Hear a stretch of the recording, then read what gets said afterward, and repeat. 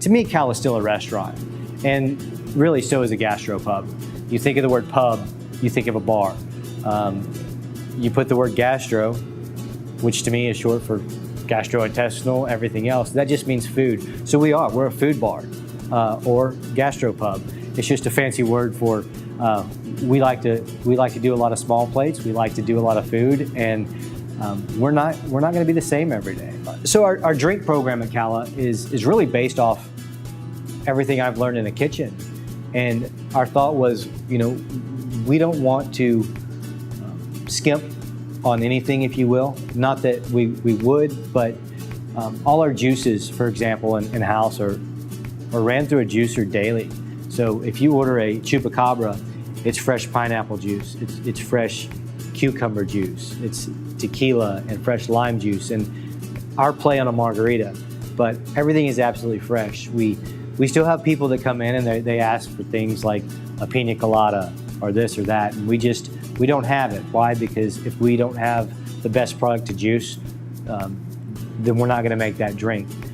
We try to keep as much of our alcohol as local as possible as well.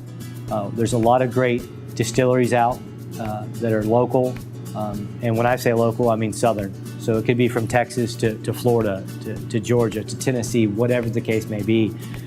We don't just want Crown Royal. We know that you can drink that at home. We want the Rebecca Creeks, the 1835s, the special bourbons, the special whiskeys, and we have vodkas. We have vodkas made right here in Thibodaux, Louisiana, that's exceptional vodka. So we try to keep everything local as well. We use a lot of small batch wines, and really wine enthusiast, wine spectator, most of our wine has very, very high points. But I think a lot of people just think we're super fine dining and you have to dress up and you have to have a lot of money to come here. And that's not what we're going for at all. We have menu items that are $4, and from time to time we might have a menu item that's $50 or $60, just depending on what we get.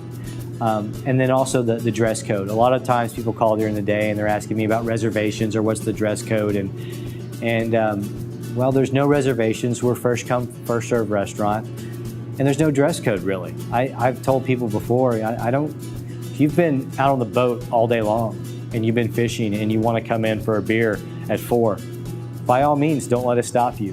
We're not pretentious. That's the biggest thing, is we want to take the hoity-toity, the pretentiousness out of dining, because it's too much fun, and I think dining should be something you share with friends and family, that you fellowship.